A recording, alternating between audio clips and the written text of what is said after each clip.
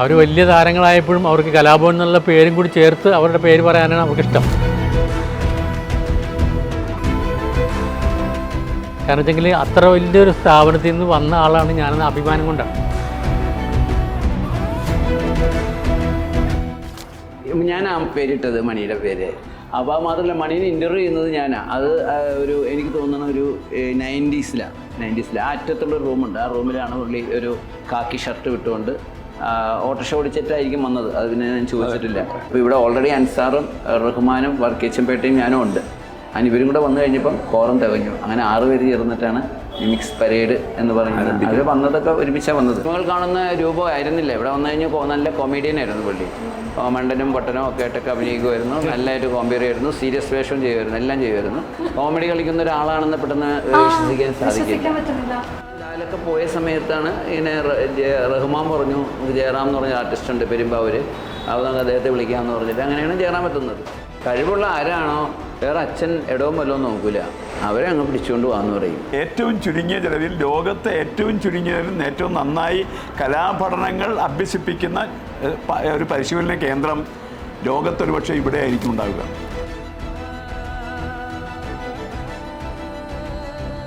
അന്ന് ഞാൻ തേവര കോളേജിൽ പ്രീ ഡിഗ്രി വിദ്യാർത്ഥിയായിരുന്നു. എൻ്റെ കൂടെ മമ്മൂട്ടിയുടെ ക്ലാസ്മേറ്റാണ് ഞാൻ. ഭാവിയിൽ കലാഭവനെ വളർത്തുവാൻ കഴിവുള്ളവർ ആരെല്ലാമാണെന്ന് മനസ്സിലാക്കി അവരെ വളർത്തിക്കൊണ്ടുവരികയാണ് ആബേലച്ചൻ ചെയ്തത്. 1984 കമൽഹാസൻ വന്നിട്ടാണ് ഈ കെട്ടിടം ഉദ്ഘാടനം ചെയ്തത്.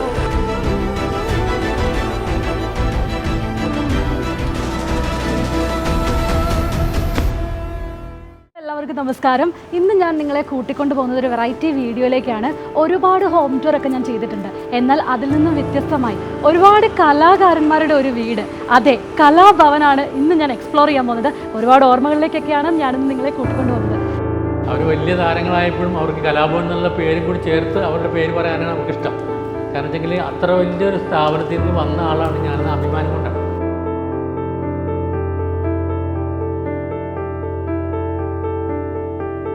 ഞങ്ങളിങ്ങനെ വണ്ടിയിൽ ഇങ്ങനെ വന്ന സമയത്ത് ആദ്യം എന്നെ ഏറ്റവും കൂടുതൽ അട്രാക്ട് ചെയ്തത് കലാഭവൻ റോഡ് എന്ന് ഞാൻ പെട്ടെന്നത് ശ്രദ്ധിച്ചു. എങ്ങനെയാണ് ഈ റോഡ് തന്നെ കലാഭവൻ റോഡായിട്ട് വന്നത്? അതിൻ്റെ വലിയ ചരിത്രമൊക്കെ അത് പറയേണ്ട കാര്യമുണ്ടോ? കലാഭവൻ റോഡ്, കലാഭവൻ ഇത്ര വർഷമായിട്ട് നിൽക്കുന്ന സ്ഥാപനം, 55 വർഷങ്ങളായിട്ട് ഇവിടെ നിൽക്കുന്ന സ്ഥാപനം. അപ്പോൾ അതിന് കലാഭവൻ റോഡ് എന്നല്ലാതെ വേറെ ഏത് പേരിടാനും പറ്റും? മനസ്സിലായില്ലേ? എന്തായാലും പ്രസാദേട്ടാ, ഇവിടെ വന്നപ്പോൾ എനിക്ക് ഒരുപാട് സന്തോഷം. കാരണം നമ്മളൊക്കെ ടി വിയിലും അല്ലെങ്കിൽ സിനിമകളിലൊക്കെ ആണെങ്കിലും ഒരുപാട് താരങ്ങളെ കണ്ടു. എന്നാൽ ഈ താരങ്ങളെ എല്ലാം കൊണ്ടുവന്നത് ആ ഫാക്ടറിയാണ് കലാഭവൻ. അതറിഞ്ഞപ്പോൾ ഒരുപാട് സന്തോഷം. കാരണം ഈ ഒരു കലാഭവനിൽ ഒരുപാട് താരങ്ങളിങ്ങനെ അവരുടെ കാൽപാദം പതിഞ്ഞൊരു മണ്ണുകൂടിയാണ്. അവർ വലിയ താരങ്ങളായപ്പോഴും അവർക്ക് കലാഭവൻ എന്നുള്ള പേരും കൂടി ചേർത്ത് അവരുടെ പേര് പറയാനാണ് അവർക്കിഷ്ടം. കാരണം വെച്ചെങ്കിൽ അത്ര വലിയൊരു സ്ഥാപനത്തിൽ നിന്ന് വന്ന ആളാണ് ഞാനെന്ന അഭിമാനം കൊണ്ടാണ്. അപ്പോൾ അറിയാനൊരു കൗതുകം കൊണ്ട് ചോദിക്കുകയാണ്, ഇപ്പോൾ കലാഭവൻ കൂടെ ചേർത്ത് ഒരുപാട് താരങ്ങളുണ്ട്. എന്നാൽ ആദ്യമായിട്ട് ആരായിരിക്കും ഈ കലാഭവൻ എന്ന പേര്? റഹ്മാൻ. കലാഭവൻ റഹ്മാനാണ് ആദ്യമായിട്ട് ആ പേരിട്ടത്. കാരണം ആബേലച്ചൻ ഇടയ്ക്കൊരിക്കൽ പറഞ്ഞിരുന്നു, കാരണം ഈ KPSC നിന്ന് വരുന്നവരൊക്കെ KPSC എന്ന് പേരിടുന്നുണ്ട്. അങ്ങനെ ഒരുപാട് സ്ഥലമുണ്ടല്ലോ, സ്ഥലങ്ങളുടെ പേരും കൂടെ ചേർത്തവർ. നമ്മുടെ പേര് മാത്രം ആരും ഉപയോഗിക്കുന്നില്ലല്ലോ പ്രസാദ് എന്നൊക്കെ എൻ്റെ അടുത്ത് ഒരിക്കൽ പറഞ്ഞ ഒരു കാലഘട്ടം ഉണ്ടായിരുന്നു. ആ സമയത്താണ് റഹ്മാൻ കലാഭവനിൽ നിന്ന് മാറി ഒരു ട്രൂപ്പ് തുടങ്ങിയപ്പോൾ പുള്ളി ഒരു പേരിന് കലാഭവൻ റഹ്മാൻ എന്നിട്ട്. അതിന് ശേഷം പിന്നെ അങ്ങോട്ട് ഇടാൻ തുടങ്ങി. ചായ കൊണ്ട് വരുന്ന ആളും നടക്കുന്ന ആളും പോകുന്ന ആളും ഞാറ്റ പറഞ്ഞാലും എല്ലാവരും ഒരു പ്രാവശ്യം കലാഭവനിൽ വന്ന് അവിടെ മ്യൂസിക് പഠിച്ചാൽ നേരെ കലാഭവൻ്റെ പേരിടാൻ തുടങ്ങി. ചെറിയ ആളാണെങ്കിൽ വലിയ ആളാണെങ്കിൽ എൻ്റെ പേരിൻ്റെ കൂട്ടത്തിൽ കലാഭവൻ്റെ പേരും കൂടി വരിക. ചിലവരൊക്കെ വന്ന് മലപ്പുറത്തു നിന്നും കണ്ണൂരിൽ നിന്നൊക്കെ വന്ന് ഇവിടെ പഠിക്കാറുണ്ട്. 1 മാസം 2 മാസം പഠിക്കും. ഞാൻ പറഞ്ഞു ഇതിന് അവിടെ നിന്ന് വന്ന് പഠിക്കുന്ന അല്ല, ടൈറ്റിൽ കലാഭവൻ ചേർക്കാൻ. ആബേലച്ചൻ ഈ ഒരു കലാഭവൻ എന്നൊരു ട്രൂപ്പ് അല്ലെങ്കിൽ കൊണ്ടുവരാം എങ്ങനെയായിരുന്നു അദ്ദേഹം ഈ ഒരു കലാഭവൻ എന്ന ചരിത്രം കൊടുക്കുന്നത്? കലാഭവൻ എന്ന പേര് അച്ഛനല്ല ഇട്ടത്, ക്രിസ്ത്യൻ ആർട്സ് ക്ലബ് എന്നായിരുന്നു എൻ്റെ പേര്. പിന്നെ അതിന് ദാസേട്ടൻ, നമ്മുടെ KJ യേശുദാസ് സാക്ഷാൽ അദ്ദേഹമാണ് ഇത് ഇങ്ങനെ നമുക്കൊരു കോമൺ നെയിം ഇടാം. ക്രിസ്ത്യൻ ആർട്സ് ക്ലബ് എന്ന് പറയുമ്പം ഒരു പ്രത്യേക. അപ്പോൾ ആബേലച്ചനും അതേപോലെ പ്രത്യേകിച്ച് മതവർഗീയത ഒന്നുമില്ലാത്തൊരു മനുഷ്യനാണ്. അച്ഛൻ്റെ ഏറ്റവും അടുപ്പമുള്ള ആളുകൾ അറിയാമല്ലോ. ഇപ്പോൾ സൈനിധനായാലും ഞാനായാലും ജയറാമായാലും ഓരോരുത്തരായാലും അച്ഛൻ്റെ കൂടെയുള്ളവർ ജോസഫും ഫ്രാൻസിസും ഒന്നുമല്ല, സ്റ്റീഫനും അല്ല. അച്ഛൻ അങ്ങനെ മതപരമായിട്ട് ശരിക്കും അച്ഛൻ ഇപ്പോൾ ജീവിച്ചിരിക്കേണ്ട ആളാണ്. കലാഭവനൊപ്പം ആദ്യം തുടങ്ങാൻ വേണ്ടിയിട്ടുള്ള പൈസയൊക്കെ എങ്ങനെയായിരുന്നു? കലാഭവൻ തുടങ്ങിയത് പൈസ എന്ന് വെച്ചാൽ കർദിനാൾ പാറേക്കാട്ടിൽ തിരുമേനി അദ്ദേഹമാണ് ആബേലച്ചനെ കുറേ ഗാനങ്ങൾ സുറിയാനി ഭാഷയിൽ നിന്നും മലയാളത്തിലേക്ക് വിവർത്തനം ചെയ്യാനും അങ്ങനെ കുറേ കാര്യങ്ങൾ ഏൽപ്പിച്ചു. അങ്ങനെ അച്ഛനതിൻ്റെ കൂടെ തന്നെ കുറച്ച് പേർക്ക് ഒരു ഹാർമോണിയം വെച്ച് കുറച്ചൊരു ഹാർമോണിയം പഠിപ്പിച്ചു, വയലിൻ പഠിപ്പിച്ചു, ഗിറ്റാർ പഠിപ്പിച്ചു. അവിടെ തന്നെ സ്ഥലം കൊടുത്തു. അത്ഭുതം വരുന്ന ആളുകൾക്ക് ഇങ്ങനെ ഈ സിനിമയിൽ കേൾക്കുന്ന ആ മ്യൂസിക് അതേപോലെ സ്റ്റേജിൽ അവതരിപ്പിക്കുന്നു വായിക്കുന്നു എന്നുള്ളൊരു വലിയ അത്ഭുതത്തോടെ കണ്ടിരുന്ന സമയമുണ്ടായിരുന്നു. പിന്നീട് അതിൽ നിന്ന് പൈസ സംഭരിച്ചാണ് മറ്റൊരു സ്ഥലത്തേക്ക് മാറി. അവിടെ നിന്ന് പിന്നെ അദ്ദേഹം തന്നെ പാറേക്കാട്ടിൽ തിരുമേനി തന്നെ സൗജന്യമായി കൊടുത്ത സ്ഥലം ഇത്. ആ സ്ഥലത്ത് തന്നെ ഒരു കെട്ടിടം വെച്ചു, സംഭാവനകൾ കൊണ്ടും ഒക്കെ പിന്നെ ഗാനമേളകൾ നടത്തിയും പൈസ ഉണ്ടാക്കി. അങ്ങനെയാണ് അച്ഛൻ നടത്തിയത്.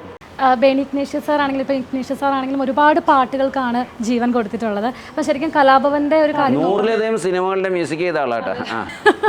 അത് ഇവരുടെയൊക്കെ കണക്കുകൾ വലിയ വലിയ സംഖ്യകളാണ്. നമുക്ക് ചെറുതായിട്ടൊന്നും പറഞ്ഞാൽ പോരാ. അങ്ങനെയുള്ളൊരു സമയത്ത് ഇപ്പോൾ കലാഭവനാണെങ്കിലും ആദ്യം ഗാനമേളയ്ക്കും പാട്ടുകൾക്കൊക്കെ ആയിരുന്നു ഇമ്പോർട്ടൻസ് കൊടുത്തിരുന്നത്. അപ്പം ആബേലച്ചൻ ഒരു പാട്ടുകാരനായിരുന്നോ? ഇല്ല, അച്ഛൻ രചയിതാവായിരുന്നു. പുള്ളിക്ക് അങ്ങനെ വിഭാഗീയതൊന്നുമില്ല. ഇന്ന് ജനിക്കേണ്ട ആളായിരുന്നു, ഇന്ന് ജീവിക്കേണ്ട ആളായിരുന്നു എന്ന് പറഞ്ഞല്ലോ. സത്യത്തിൽ അദ്ദേഹം ഒരു തലമുറയ്ക്ക് മുമ്പേ തന്നെ എല്ലാം കണ്ട് നമ്മളെ ബോധവൽക്കരിച്ച ആളാണ്. അപ്പോൾ അദ്ദേഹത്തിൻ്റെ ഒരു സ്ഥാപനത്തിൽ എത്തി ഇങ്ങനെ നിൽക്കാൻ പറ്റുക എന്ന് പറഞ്ഞാൽ വലിയൊരു ഭാഗ്യം തന്നെ എൻ്റെ ജീവിതത്തിൽ. 77 മുതൽ ആബേലച്ചനുമായിട്ട് നിരന്തര ബന്ധമുള്ള ഒരു വ്യക്തിയാണ്. കലാഭവൻ്റെ ട്രഷററാണ്. കലാഭവൻ്റെ ജോയിൻറ്റ് സെക്രട്ടറി ആയിട്ടും പല പല റോളിലും അദ്ദേഹം ഇവിടെ കലാഭവനെ സെർവ് ചെയ്തിട്ടുണ്ട്. ഇപ്പോൾ കലാഭവൻ്റെ ട്രഷററാണ്. അലി അക്ബർ സാർ എന്നാണ് ഞങ്ങൾ വിളിക്കുന്നത്. വരൂ, ഇങ്ങോട്ട് വരും. ആ, ഹായ് സാർ. നിങ്ങൾ മാച്ചിലാണല്ലോ. അതെ, ഞങ്ങൾ മാച്ച് ആൻഡ് മാച്ച് ആണ്. ഈ ഒരു കലാഭവൻ തുടങ്ങിയ സമയത്ത് പ്രസാദേട്ട ആദ്യമായിട്ട് ഏതൊരു പ്രോഗ്രാമിലൂടെയാണ് കലാഭവൻ ഒരു സ്റ്റാർട്ട് കൊടുക്കുന്നത്? അല്ല, കലാഭവൻ്റെ സ്റ്റാർട്ട് എന്ന് പറഞ്ഞാൽ അന്നുണ്ടായിരുന്നവരിപ്പം വളരെ ചുരുക്കം പേരെ ജീവിച്ചിരിക്കുന്നുള്ളൂ. എന്നാലും എറണാകുളം ദർബാർ ഹാൾ ഗ്രൗണ്ടിലെല്ലാം 10-25 വയലിനും ഒരു എന്തായാലും 50 പേര് 60 പേരൊക്കെ ഉൾക്കൊള്ളുന്ന വലിയൊരു ഓർക്കസ്ട്രയൊക്കെ സംഘടിപ്പിച്ചിട്ടുള്ളതായിട്ട് എനിക്ക് അറിയാൻ സാധിച്ചിട്ടുണ്ട്. ഞാൻ ഈ സ്കൂളിൽ തൊട്ടടുത്തുള്ള സെൻറ്റ് അഗസ്റ്റിൻ സ്കൂളിൽ പഠിക്കുമ്പോൾ ഇവിടെ പ്രേം നസീർ വരുന്നു എന്ന് പറഞ്ഞ് കേട്ടിട്ട് ഞങ്ങൾ അദ്ദേഹത്തെ കാണാൻ 9ാം ക്ലാസ്സിൽ പഠിക്കുമ്പോൾ ഞാൻ അവിടെ നിന്ന് ഓടി വന്നതാണ്. ഓടി വന്നതിൻ്റെ മുമ്പിൽ നിന്നപ്പോൾ അദ്ദേഹം കാർ വിട്ട് പോയി. അങ്ങനെ ഈ കെട്ടിടത്തിലോട്ട് നോക്കി ഞാൻ കുറേ നേരം നിന്നു ഇങ്ങനെ. അപ്പം നമ്മൾ അന്ന് അറിഞ്ഞിരുന്നില്ലല്ലോ ഞാൻ ഈ കലാഭവനിൽ വരുമെന്നും ഞാനിവിടുത്തെ ഒരു ഭാരവാഹിയായിട്ട് തുടരുമെന്നൊന്നും അന്ന് നമ്മൾ അറിഞ്ഞില്ല. അപ്പോൾ ആ സമയത്തും ഗാനമേളകൾ നടക്കുന്നുണ്ട്. ആ കാലഘട്ടങ്ങളിൽ അന്ന് ഗാനമേളകൾ നടത്തിയവരൊക്കെ മിക്കവാറും പേരൊക്കെ മൺമറഞ്ഞു പോയി എന്നുള്ളതാണ്. ഇപ്പോൾ ആദ്യത്തെ ഗാനമേള എന്ന് പറഞ്ഞുകൊണ്ടാണ് ഓർത്തത്. ആദ്യം ഒരു ഗാനമേള, അറിയപ്പെടുന്ന ഒരു ഗാനമേള നടത്തിയത് 50ഓളം സംഗീത ഉപകരണങ്ങളോടുകൂടി യേശുദാസ് പാടുന്നു എന്നൊക്കെ പറഞ്ഞ് എൻ്റെ വലിയ പോസ്റ്ററുകൾ വന്നിട്ടുണ്ടായിരുന്നു. അപ്പോൾ ഈ പ്രോഗ്രാം എനിക്ക് കാണണമെന്നൊരാഗ്രഹം ഉണ്ടായി. കയ്യിൽ കാശുമില്ല, വലിയ എമൗണ്ടാണൊക്കെ അല്ല അതിന് എഴുതി വെച്ചിരിക്കുന്നത്. അന്നത്തെ 5 രൂപയ്ക്കാണ്. 5 രൂപ 5 പൈസ നമ്മുടെ ഇല്ല അന്ന്. അപ്പോൾ ഇത് എങ്ങനെയെങ്കിലും ഒന്ന് കാണണം എന്ന് കരുതി ഫൈൻ ആർട്സ് ഹാളിൻ്റെ മുമ്പിൽ പോയി നിന്ന്. അപ്പോൾ ഞാൻ ഈ കല്ലിൻ്റെ മുകളിൽ കയറി നിന്നിട്ടുണ്ടെങ്കിൽ ഈ അവിടെ ഗേറ്റ് ഇങ്ങനെ പതുക്കെ തുറന്നു വെച്ചിട്ട് നടുക്കൂടി ഇങ്ങനെ കുറച്ച് പേരെ കാണാം. ദാസേരനെ കാണാം, 2-3 പേരെയും കാണാം. ഇടയ്ക്ക് പോലീസുകാർ വന്ന് ഓടിച്ചിടും. ഞാനിത് ദാസേരനോട് പറഞ്ഞിട്ടുള്ളതാണ്. ഓടിച്ചിടുമ്പോൾ നമ്മൾ ഓടിയിട്ട് ആ പാരപ്പറ്റിൽ പോയി കുറേ നേരം നോക്കും. പോലീസുകാരൊന്ന് റെസ്റ്റ് എടുക്കാൻ പോകുന്നവരടുത്ത് വീണ്ടും വരും. എന്നിട്ട് അപ്പോൾ ഞാൻ ആദ്യമായിട്ട് കേട്ട പാട്ടും ദാസേരൻ്റെ അടുത്ത് പറഞ്ഞപ്പോൾ ദാസേരൻ ഞങ്ങൾ ഒന്നിച്ചിരുന്ന റെക്കോർഡിങ്ങിൻ്റെ ഇടയിൽ കൂടി അത് പാടി.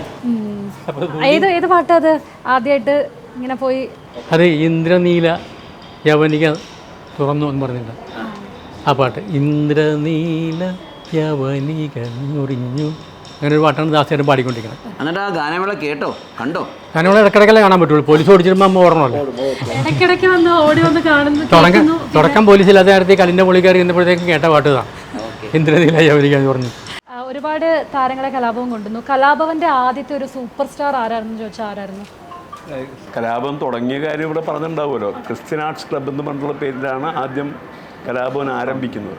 അപ്പോൾ 69-ന് ഞങ്ങൾ ഗസ്റ്റ് ഹൗസിൽ ഞാൻ മറ്റൊരു മന്ത്രിയുടെ കൂടെ വർക്ക് ചെയ്യുന്ന സമയത്ത്, KR ഗൗരിയമ്മ എന്ന് പറഞ്ഞ മന്ത്രിയുടെ കൂടെ വർക്ക് ചെയ്യുന്ന സമയത്താണ് ആബേലച്ചനെ പരിചയപ്പെടുന്നത്. അങ്ങനെ പരിചയപ്പെട്ടെങ്കിലും നമുക്ക് കൃത്യമായിട്ട് അദ്ദേഹത്തിൻ്റെ മറ്റു വിവരങ്ങളൊന്നും അറിയില്ല. 3 പ്രധാനപ്പെട്ട മതങ്ങളിൽ ജനിച്ചു വളർന്ന ആളുകളാണ് ഇപ്പോൾ ഇതിൻ്റെ ഭാരവാഹികളായി തുടരുന്നത്. ഇവിടെ കക്ഷിയോ രാഷ്ട്രീയമോ ജാതിയോ മതമൊന്നുമില്ല. വേറൊരു കാര്യം പറഞ്ഞില്ല കേട്ടോ, ഇവിടെ ഒരു ദൈവങ്ങളുടെയും പടവില്ല കലാഭവനിൽ. അത് വേറൊരു സ്ഥാപനം ഉണ്ടാവില്ല. അങ്ങനെ എല്ലാ ആളുകളും കലാഭവൻ്റെ കൂടെ വളർന്നു വലുതായവരാണ് ഇന്ന് ഇന്ത്യയിലും കേരളത്തിലും അറിയപ്പെടുന്ന പല സൂപ്പർ സ്റ്റാറുകളായിട്ടുള്ള ആളുകൾ. അതിനകത്ത് ഏതെങ്കിലും ഒരു വ്യക്തിയെ മാത്രം എടുത്ത് പഠിക്കാൻ കഴിയില്ല. ചിലപ്പോൾ കുറച്ച് ദിവസം വന്നിട്ടുണ്ടാണെങ്കിൽ പോലും അതിൻ്റെ പിന്നിൽ അലി അക്ബർ എന്ന് പറയുമ്പോൾ കലാഭവൻ അലി അക്ബർ എന്ന് എഴുതാൻ വേണ്ടി ആഗ്രഹിക്കും. ഇന്നാൾ എൻ്റെ പേരും അങ്ങനെ വന്നു. ഏറ്റവും ചുരുങ്ങിയ ചിലവിൽ ലോകത്തെ ഏറ്റവും ചുരുങ്ങിയതിലും ഏറ്റവും നന്നായി കലാപഠനങ്ങൾ അഭ്യസിപ്പിക്കുന്ന ഒരു പരിശീലന കേന്ദ്രം ലോകത്തൊരു പക്ഷേ ഇവിടെ ആയിരിക്കും ഉണ്ടാവുക.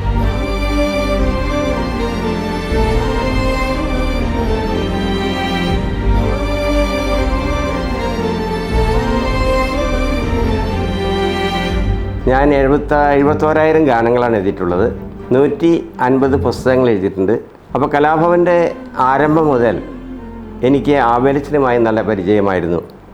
അന്ന് ഞാൻ തേവര കോളേജിൽ പ്രീ ഡിഗ്രി വിദ്യാർത്ഥിയായിരുന്നു. എൻ്റെ ഇവിടെ മമ്മൂട്ടിയുടെ ക്ലാസ്മേറ്റാണ് ഞാൻ. സമയനിഷ്ഠയിൽ ആബേലച്ചൻ ഒന്നാമതായിരുന്നു.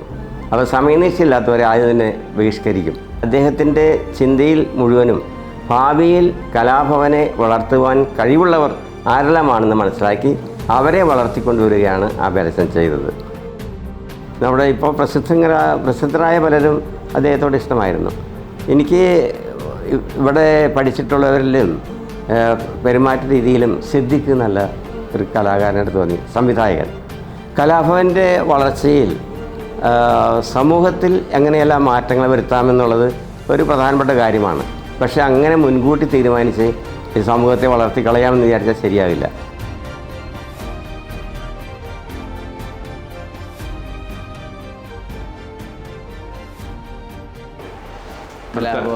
കലാഭവനിലൂടെ വന്ന് വളർന്ന സംവിധായകൻ പ്രസാദേട്ട, സിദ്ദിഖ് സാറിൻ്റെ കാര്യം പറയുമ്പോഴാണ് സിദ്ദിഖ് ലാൽ ആ ഒരു കണക്ഷൻ തുടങ്ങുന്നതും കലാഭവനിൽ നിന്നല്ലേ?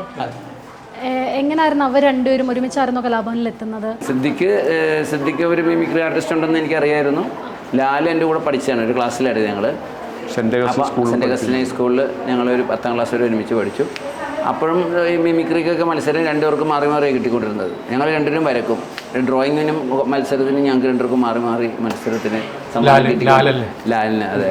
പിന്നെ ഒരു 4-5 വർഷം കഴിഞ്ഞ് ഞാൻ 81 മിമിക്സ് പീരീഡ് തുടങ്ങുന്നു എന്ന് പറയുന്നത്. അപ്പോൾ ഇവിടെ ഓൾറെഡി അൻസാറും റഹ്മാനും വർക്കേച്ചമ്പേട്ടയും ഞാനും ഉണ്ട്. ഇവരും കൂടെ വന്നു കഴിഞ്ഞപ്പം കോറം തികഞ്ഞു. അങ്ങനെ 6 പേര് ചേർന്നിട്ടാണ് മിമിക്സ് പരേഡ് എന്ന് പറയുന്നത്. അവർ വന്നതൊക്കെ ഒരുമിച്ചാണ് വന്നത്. സിദ്ദിഖ് സാറിൻ്റെ കാര്യം പറയുകയാണെങ്കിൽ സിദ്ദിഖ് ലാൽ ആ ഒരു സൗഹൃദം സിനിമയിലാണെങ്കിലും ഒരുപാട് പേര് പറയുന്നൊരു കാര്യമാണ്. ശരിക്കും കലാഭവനിൽ അവരുടെ സൗഹൃദം എങ്ങനെയായിരുന്നു? കലാഭവനിലും അവർ ഒരുമിച്ചാണ് എല്ലാം. അന്ന് മുതൽ തന്നെ അവർ കഥകളുണ്ടാക്കുന്നത് ഒരുമിച്ചാണ്. വണ്ടിയിലൊക്കെ ഞങ്ങൾ പോകുമ്പോൾ കഥകൾ പറയുന്നത് അവരൊരുമിച്ചാണ്. അങ്ങനെയുള്ള ഒരു ഇപ്പോൾ ഹരിശ്രീയിൽ വെച്ച് ഹരിശ്രീയുടെ ഒരു സിനിമ ആദ്യമായിട്ട് പപ്പൻ, പ്രിയപ്പെട്ട പപ്പൻ, അതവർ ഒരുമിച്ചായിരുന്നു സ്ക്രിപ്റ്റ് ചെയ്തിരുന്നത്. അപ്പം ഇവിടെ നിന്നാണ് ഇവിടെ വരുന്നതിന് മുമ്പും അവർ ഒരുമിച്ച് മിമിക്രി പ്രോഗ്രാമിന് പോകുമായിരുന്നു. അപ്പോൾ എന്തെങ്കിലും അഭിപ്രായ വ്യത്യാസങ്ങളൊക്കെ വരുന്ന സമയത്ത് അതുണ്ടാവുമല്ലോ. നമ്മളിപ്പോൾ ഇത് ഇൻ്റർവ്യൂ കഴിയുമ്പോൾ നമ്മൾ അഭിപ്രായ വ്യത്യാസം ഉണ്ടാവും. ഇങ്ങനെ എല്ലാവർക്കും ഉണ്ടാവില്ലേ? നമുക്കിനി അടുത്ത ആളെ പരിചയപ്പെടേണ്ടത് ഇത് സൈനുദ്ദീനും ഇതുപോലെ ഒരു 1981 അവസാനം 82 കാലഘട്ടങ്ങളിലാണ് വരുന്നത്. ഒരു 89 വരെ സൈനുദ്ദീനുണ്ടായിരുന്നു ഇവിടെ. 9 വർഷം ഉണ്ടായിരുന്നു. സൈനുദ്ദീനുള്ള സമയത്തായിരുന്നു ഞങ്ങളുടെ വിദേശയാത്രകൾ, ഗൾഫ് യാത്രകളെല്ലാം ഉണ്ടായിരുന്നത്. പിന്നീട് അദ്ദേഹം സിനിമാ രംഗത്തേക്ക് പോയി. അപ്പോഴാണ് അദ്ദേഹം അതിന് മുമ്പ് തന്നെ കലാഭവൻ വിട്ട ശേഷം സിനിമയ്ക്ക് വേണ്ടി ശ്രമിക്കും. അങ്ങനെ സിനിമാ രംഗത്ത് വിട്ടു പോകുന്നത് 1999 അദ്ദേഹം നമ്മളിൽ നിന്ന് പോകുന്നത്. ഇങ്ങോട്ടേക്ക് നോക്കുമ്പോഴത്തേനും കാരണം ചാലക്കുടിക്കാർക്ക് ഏറ്റവും പ്രിയപ്പെട്ട ഒരാൾ ലോകത്തിലേക്ക് കൊടുത്തൊരു പേരായിരുന്നു കലാഭവൻ മണി. ഞാൻ ആ പേരിട്ടത്, മണിയുടെ പേര്. അപ്പോൾ അത് മാത്രമല്ല, മണീനെ ഇൻ്റർവ്യൂ ചെയ്യുന്നത് ഞാനാണ്. അത് എനിക്ക് തോന്നുന്ന ഒരു 90s ആ അറ്റത്തുള്ളൊരു റൂമുണ്ട്. ആ റൂമിലാണ് പുള്ളി ഒരു കാക്കി ഷർട്ട് വിട്ടുകൊണ്ട് ഓട്ടോറിക്ഷ ഓടിച്ചിട്ടായിരിക്കും വന്നത്. അത് പിന്നെ ഞാൻ ചോദിച്ചിട്ടില്ല. അവിടെ നിന്നിട്ടാണ് പുള്ളി ഓരോ ശബ്ദങ്ങൾ അവതരിപ്പിക്കുന്നത്. ഞങ്ങൾ ഈ മോളത്തെ റൂമിലിരുന്നിട്ടാണ് ഫസ്റ്റ് റിഹേഴ്സൽ ചെയ്യുന്നത്, ഫസ്റ്റ് പ്രോഗ്രാം ചെയ്യുന്നത്. 2 സ്റ്റേജ് കഴിഞ്ഞപ്പോൾ തന്നെ ഷൂട്ടിംഗ് ഞങ്ങളിവിടെ നടത്തി. ഒരു കലാഭവൻ കോമഡി എന്ന് പറഞ്ഞൊരു വീഡിയോ കാസറ്റ് എടുത്തു. അപ്പോൾ അതിലും ഫസ്റ്റ് ഷൂട്ട് ചെയ്യുന്നതൊക്കെ ഞാൻ തന്നെ ആയിരുന്നു. അങ്ങനെ പിന്നെ ഇവിടെ നിന്ന് പോയ കഥകൾ എല്ലാവർക്കും അറിയാമല്ലോ. ഞാനിവിടെ വന്ന ഇൻ്റർവ്യൂവിൻ്റെ കഥയെ ഒരുപാട് പറഞ്ഞിട്ടുള്ളതാണ്. ഇപ്പോൾ സാധാരണക്കാരനായ മണി എന്നൊരു ചെറുപ്പക്കാരൻ അന്ന് കലാഭവൻ മണിയായി മാറുന്നു. ശരിക്കും പറഞ്ഞാൽ സാധാരണക്കാർക്ക് കലാഭവൻ എങ്ങനെയായിരുന്നു അന്ന് വാതിൽ തുറന്നു കൊടുത്തിരുന്നത്? ഇപ്പോഴും സാധാരണക്കാർക്ക് നേരത്തെ അലിയപ്പ സാർ പറഞ്ഞില്ലേ, ഏറ്റവും റേറ്റ് കുറഞ്ഞ ഏറ്റവും ക്വാളിറ്റിയുള്ള അധ്യാപകരുള്ള സ്ഥാപനം കലാഭവൻ തന്നെയാണ്. മറ്റ് സ്ഥലങ്ങളിലൊക്കെ ഒരു വിദ്യാർത്ഥിയെ പഠിപ്പിക്കണമെങ്കിൽ മിനിമം 2000 രൂപ 2500 രൂപ ഫീസ് 3000 വാങ്ങുന്ന സ്ഥലങ്ങളുണ്ട്. ഇവിടെ കലാഭവൻ്റെ ഏറ്റവും പഴക്കമുള്ള ടീച്ചേഴ്സാണ്. ഓരോ ടീച്ചേഴ്സിനെ പരിചയപ്പെടുത്തിയ ഡ്രോയിങ് പഠിപ്പിക്കുന്ന അദ്ദേഹം ഇവിടെ 30 വർഷം എന്തോയി. ഇപ്പോൾ നേരത്തെ പോളാശാൻ്റെ മോനാണ് ലാലെന്ന് സാറ് പറഞ്ഞില്ലേ, എന്നതുപോലെ ഇവിടെയുള്ള പലർക്കും പല തരത്തിലുള്ള ബാക്ക്ഗ്രൗണ്ട്സ് ഉണ്ട്. ഇപ്പോൾ സാറ് ഇവരെ ഇൻ്റർവ്യൂ ചെയ്ത് ഇവിടെ കലാഭവൻ മണിയെ കൊണ്ടിരുമ്പോൾ അതിനു മുൻപ് ചാലക്കുടിയിലുള്ള വർഗീസ് കുമരിക്കൽ എന്നുള്ള ആളുടെ കത്തുമായിട്ടൊരു ഞങ്ങളെ പാർട്ടിക്ക് ബന്ധപ്പെട്ട ഒരാളുടെ അടുത്ത് കത്ത് കൊടുത്തു വെച്ചപ്പോൾ ഇവിടെ കൊണ്ടുവന്നിട്ടൊന്നും ആദ്യം അച്ഛനൊന്നും മൈൻഡ് ചെയ്തിരുന്നില്ല. കാരണം കണ്ടാൽ മൈൻഡ് ചെയ്യുന്ന കൂട്ടത്തിലായിരുന്നില്ല വേഷവും രൂപമൊക്കെ. മറിച്ച് ഇവരെ പോലുള്ള കലാകാരന്മാരുടെ അടുത്ത് വന്ന് അവർക്ക് മനസ്സിലായതിനു ശേഷമാണ് കലാഭവനിൽ അവർക്ക് ഒരു അംഗീകാരമൊക്കെ കൊടുക്കുകയും. പക്ഷെ പിന്നീട് അവർ അതിൻ്റെ ഉയരത്തേക്ക് പോകുകയും. എന്തെങ്കിലും പഠിക്കാൻ നോക്കിയോ കലാഭവൻ? ഞാൻ പഠിച്ചപ്പോൾ എനിക്ക് വയസ്സ് 81 ആയി എന്ന് പറഞ്ഞാൽ എൻ്റെ ഭാര്യ ഇപ്പോൾ പഠിക്കാൻ പോകുന്നുണ്ട്. ഭാര്യ മഹാരാജാസിലെ സ്റ്റുഡൻ്റാണ്. എന്നുവെച്ചിട്ടുണ്ടെങ്കിൽ 52 വർഷം മുമ്പ് ഒരാൾ അവരെ തട്ടിക്കൊണ്ടുപോയി. അവരുടെ പേര് വസുമതി എന്നാണ്. അവർ സെക്കൻഡ് ലാംഗ്വേജ് ഹിന്ദി ആയിരുന്നു അന്നത്തെ അവരുടെ ഇത്. അപ്പോൾ 65 അപ്പോൾ തട്ടിക്കൊണ്ട് പോയിട്ട് ഇപ്പോൾ അവരെ മക്കളും കൊച്ചുമക്കളോട് പഠിച്ചിരുന്ന സ്ഥലമാണ് മഹാരാജാസ്. അപ്പോൾ അവർ മലയാളം MA ചേർന്നേക്കണം. നരകത്തിൽ ചെന്നാൽ ചോദ്യം മലയാളത്തിലാണ് ചോദിക്കും. എൻ്റെ മകളുടെ കുട്ടികൾ എൻ്റെ മകളുടെ ഭർത്താവാണ് ഫുട്ബോൾ കമൻട്രി പറഞ്ഞ ഷൈജു ദാമോദരൻ. ഇതിന് NFREസിനെ കുറിച്ച് ഞാൻ പറയാൻ 2-3 തവണയായി കൈ ഉയർത്തുന്നു. അപ്പോൾ നമ്മൾ NFREs നാടകക്കാരനാണ് ബേസിക്കലി. അദ്ദേഹം ഒരു 82 മുതൽ കലാഭവനിലുണ്ടായിരുന്നു. 2-3 വർഷമുണ്ടായിരുന്നു കലാഭവനിൽ. പിന്നീട് കോമ്പയറായിട്ടാണ് പുള്ളി വന്നെങ്കിൽ സ്കിറ്റുകളും എല്ലാം പുള്ളിയുടെ ഒരു സിനിമകൾ കാണുന്ന രൂപമായിരുന്നില്ല. ഇവിടെ വന്നു കഴിഞ്ഞാൽ നല്ല കൊമേഡിയനായിരുന്നു പുള്ളി. മണ്ടനും പൊട്ടനും ഒക്കെ ആയിട്ടൊക്കെ അഭിനയിക്കുമായിരുന്നു. നല്ലതായിട്ട് കോമ്പയർ ചെയ്യുമായിരുന്നു. സീരിയസ് വേഷം ചെയ്യുമായിരുന്നു. എല്ലാം ചെയ്യുമായിരുന്നു. അങ്ങനെ അത് കേട്ടപ്പോൾ ശരിക്കും ഞെട്ടി. കാരണം ആകാശദൂത സിനിമയ്ക്കകത്തൊക്കെ NFRE സാറിനെ കണ്ടിട്ട് ഞാനൊക്കെ ഇപ്പൊ കേട്ടപ്പം ശരിക്കും കോമഡി കളിക്കുന്ന ഒരാളാണെന്ന് പെട്ടെന്ന് വിശ്വസിക്കാൻ പറ്റുന്നില്ല.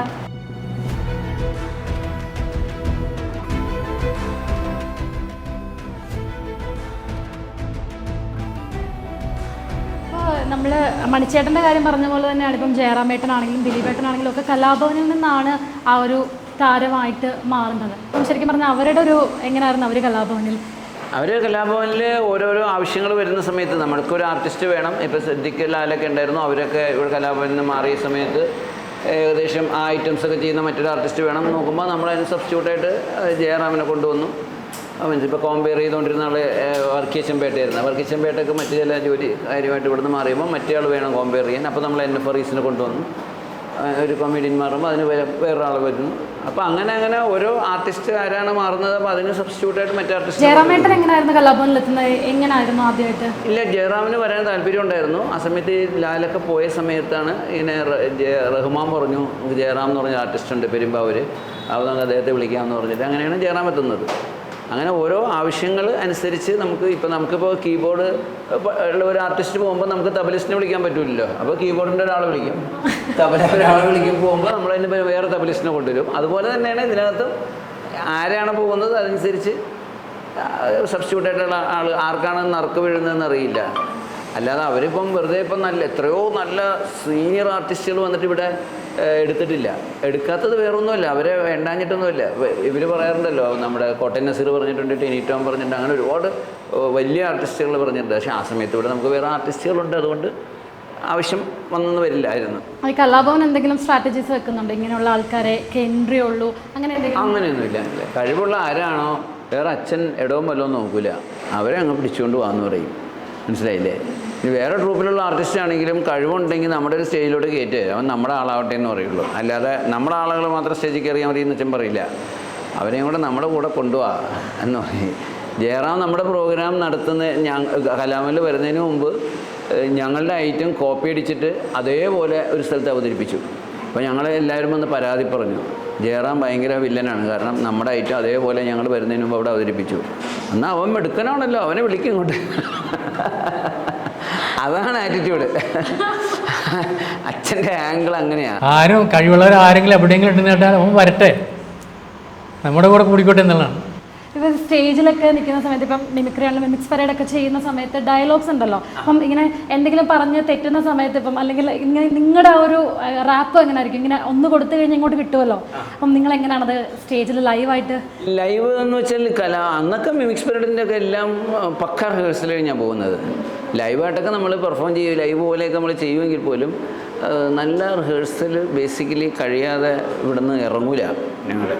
പിന്നെ സ്പോണ്ടേനിയസ് ആയിട്ട് ഡയലോഗ് പറഞ്ഞതാണെന്നൊക്കെ പറയാം. അനൗൺസ്മെൻറ്റിൽ ഇപ്പോൾ NFREs അനൗൺസ്മെൻറ്റിലൊക്കെ ഭയങ്കര സ്പോണ്ടേനിയസ് ഡയലോഗൊക്കെ പറയും. ഇപ്പോൾ എന്തെങ്കിലുമൊക്കെ ഡയലോഗ് പറഞ്ഞുകൊണ്ടിരിക്കുമ്പോഴത്തേക്ക് കൈ നിടുമല്ലോ, പിന്നെ ഏത് ഡയലോഗായി പറയുന്നത് അങ്ങനെയൊക്കെ ഓർത്ത് പിന്നെ അതിനെ പിടിച്ച് കയറിയിട്ടുണ്ട്. അങ്ങനെ എന്തെങ്കിലും എക്സ്പീരിയൻസ് ഉണ്ട്? അങ്ങനെ NF ഒരുപാട് എക്സ്പീരിയൻസ് ഉണ്ട്. ഇപ്പോൾ നമ്മളൊരു കോളേജിൽ ഇരിങ്ങാലക്കൂടെ പോയപ്പം പറയുന്നുണ്ട്, നമ്മളൊക്കെ ചമ്മാറുണ്ട്. ഏതെങ്കിലും ഒരു പെൺകുട്ടിയോട് സംസാരിക്കാനായിട്ട് ചെന്ന് കഴിയുമ്പോൾ, മിക്സ്ഡ് കോളേജിലായിരുന്നത്, ഏതെങ്കിലും ഒരു പെൺകുട്ടിയോട് സംസാരിക്കാനായിട്ട് അവിടെ ചെല്ലുമ്പോൾ ആ പെൺകുട്ടി മൈൻഡ് ചെയ്തില്ലെങ്കിൽ നിങ്ങളൊന്ന് ചമ്മും എന്ന് പറഞ്ഞപ്പോൾ ഒരുത്തൻ ഒന്ന് പോയി. അത് അവിടെ ഒരാൾ അങ്ങനെ ചമ്മിയിട്ടുണ്ട്.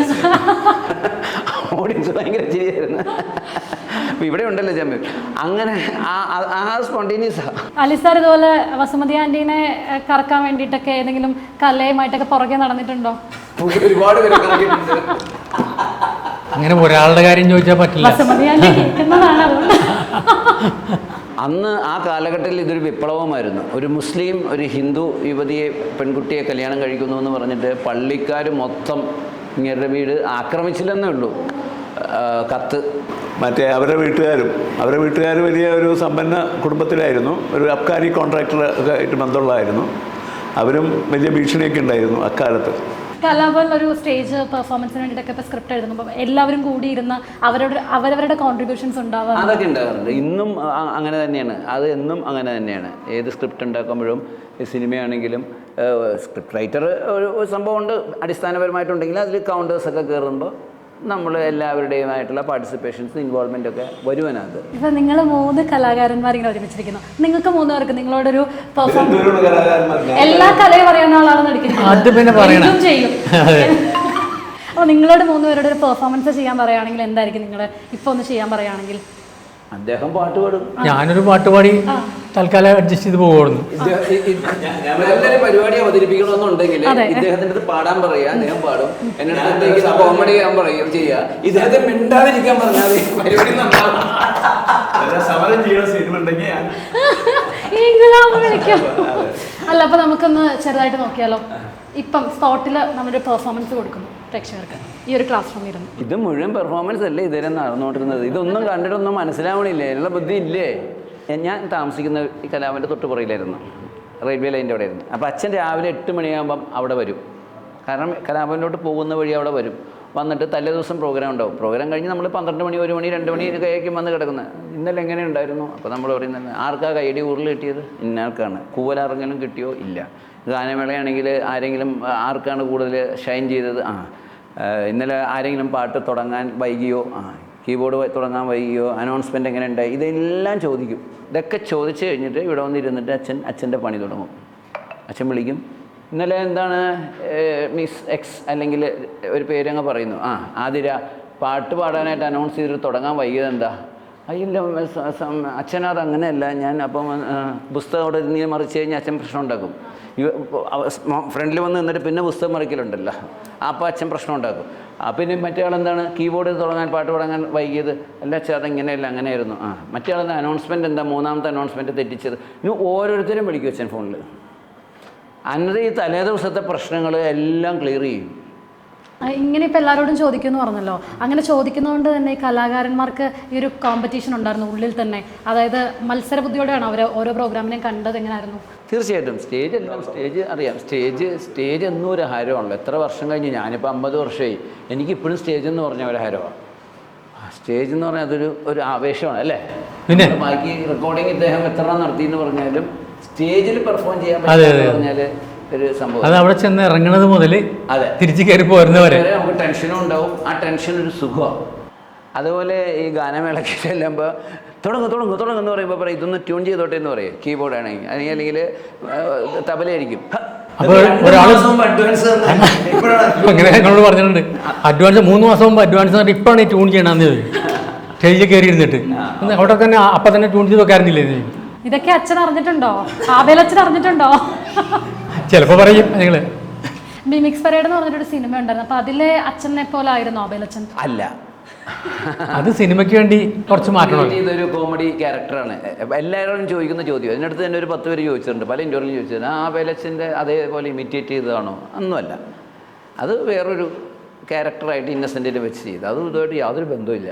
ഇപ്പം പണ്ടത്തെ കലാകാരന്മാരൊക്കെ ഒരുപാട് സ്ട്രഗിൾ ചെയ്തിട്ടായിരിക്കും ഇപ്പോൾ സ്റ്റേജിലേക്കാണല്ലോ എത്തുന്നത്. ഇന്നത്തെ ആർട്ടിസ്റ്റുകളെ നോക്കുകയാണെങ്കിൽ അവർക്ക് കാർ ഉണ്ടാവാം, ക്യാരവാൻ ഉണ്ടാവാം, അല്ലെങ്കിൽ AC റൂമുകളൊക്കെ കൊടുക്കുന്നുണ്ട്. അപ്പം നിങ്ങളുടെ ഒരു സമയത്ത് ഒരു പ്രോഗ്രാമിന് വേണ്ടിയിട്ട് പോകാൻ വേണ്ടി എത്രത്തോളം സ്ട്രഗിൾസ് ആണ് നിങ്ങൾ എടുത്തിരുന്നത്? ഈ മെറ്റഡോർ വണ്ടിയിലല്ലേ പണ്ട് പോകുന്നത്? അതെ.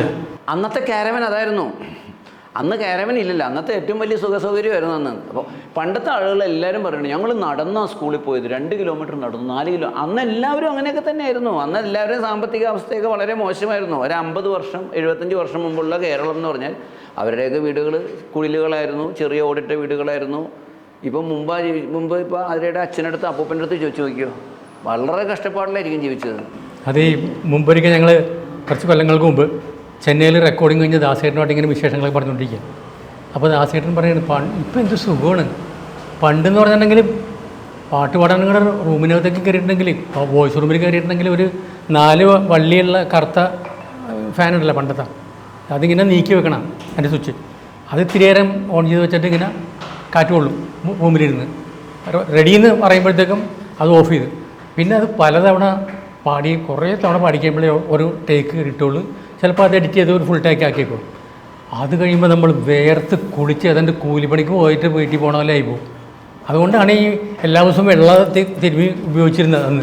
മനസ്സിലായി? ഇപ്പോഴും ആ ശീലമാണ്. പക്ഷേ ഇപ്പോൾ അതല്ല, പുതിയതായിട്ട് വരുന്ന പിള്ളേർക്ക് എന്ന് പറഞ്ഞിട്ടുണ്ടെങ്കിൽ ഫുള്ള് സെൻട്രലൈസ്ഡ് AC ആയിട്ടുള്ള തിയേറ്ററിലേക്കാണ് കയറുന്നത് അവരുടെ വർക്കിന് വേണ്ടി. ഇത്രയും സാധാരണക്കാർ കലാഭവനിലേക്ക് എത്തിയപ്പോഴും എനിക്ക് തോന്നുന്നു ആബേലച്ചൻ അല്ലാതൊരു സഹായം കൂടി അവരുടെ ഫാമിലിക്ക് കൊടുക്കാറുണ്ടായിരുന്നു. അങ്ങനെ രഹസ്യമായിട്ട് പലർക്കും വേണ്ടിയൊക്കെ ചെയ്തിട്ടുണ്ട്. മണിയൊക്കെ കാര്യം തുറന്ന് പറഞ്ഞിട്ടുണ്ട്. പിന്നെ അന്ന് നമുക്ക് ഭക്ഷണത്തിനൊക്കെ കാശ് 2 രൂപ ഭക്ഷണ കാശ്, ഊണിന് 5 രൂപ തരുന്നത്. 5 രൂപ എന്ന് പറഞ്ഞു കഴിഞ്ഞാൽ സുഖമായിട്ട് ഒരു ഫ്രൈയും ഒരു ഫിഷ് കറിയും അല്ലെങ്കിൽ ഫ്രൈയും ഊണും കഴിക്കുമ്പോൾ തന്നെ 4 രൂപ ഉള്ളൂ. ഭക്ഷണം കഴിക്കാൻ ചായയും പഴംപൊരിയും 2 കഴിച്ചു കഴിഞ്ഞാൽ 1 രൂപ ഉള്ളൂ. അപ്പോൾ അന്ന് 2 രൂപ ലക്ഷറി ആയിരുന്നു.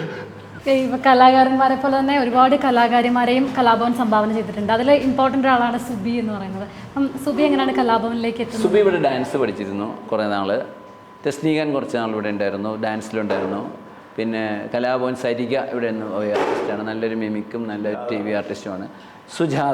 സുജാത പിന്നെ പറയേണ്ട കാര്യമില്ലല്ലോ, എല്ലാവർക്കും അറിയാം. പണ്ട് ബേബി സുജാതയായിരുന്നു, ഇപ്പോൾ സുജാത എന്ന. പിന്നെ ജെൻസി അറിയപ്പെടുന്ന ഗായികയാണ്.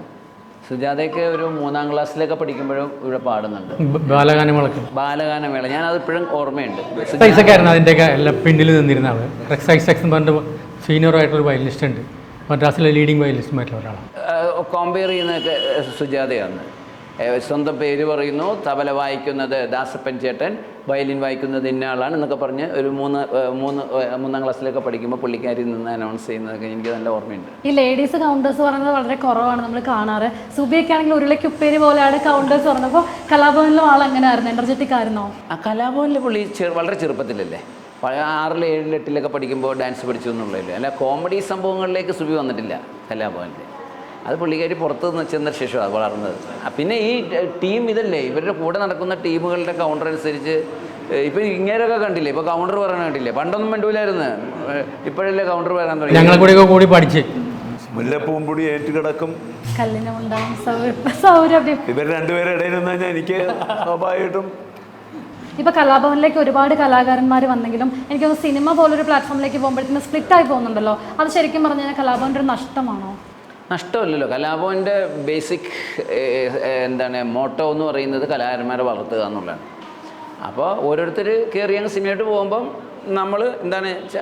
നമ്മളതിൽ അഭിമാനം കൊള്ളുന്നു, ഹാപ്പി ആവുന്നു. അച്ഛൻ പറയുന്ന ഒരാളങ്ങ് പോട്ടെ, അയാൾ പോയല്ലോ എന്ന് ഓർത്തിട്ട് അച്ഛൻ ഒരിക്കലും വിഷമിക്കാതിരിക്കില്ല. നമ്മളുടെയൊക്കെ സന്തോഷം അതാണ്. നമ്മളെല്ലാം ഹോണറി ആയിട്ടാണ് ഇവിടെ വർക്ക് ചെയ്യുന്നത്, ആരും പൈസ വാങ്ങിയിട്ടല്ല വർക്ക് ചെയ്യുന്നത്. ഇവിടുന്ന് ഓരോ കുട്ടികളിങ്ങനെ 10, 500, 600 കുട്ടികൾ ഇവിടെ ശമ്പളം കൊടുത്തുകൊണ്ട് വർക്ക് ചെയ്യുന്ന 3-4 ജോലിക്കാർ മാത്രമേ ജോലിയുള്ളൂ. ബാക്കി എല്ലാവരും അവർക്ക് ശമ്പളം കൊടുക്കും. ബാക്കി ഇവിടുത്തെ കലാഭവൻ്റെ സാധനങ്ങളൊക്കെ വാങ്ങിക്കാനും മറ്റ് അത്യാവശ്യം കാര്യങ്ങൾക്കല്ലാതെ ആർക്കും ശമ്പളം കൊടുത്ത് പ്രവർത്തിക്കുന്നവരല്ലെന്ന് പറയണം. ശമ്പളം കിട്ടിയാൽ കൊള്ളാമെന്നുണ്ടെങ്കിൽ ട്രഷറർ തരൂലല്ല ഒന്നും.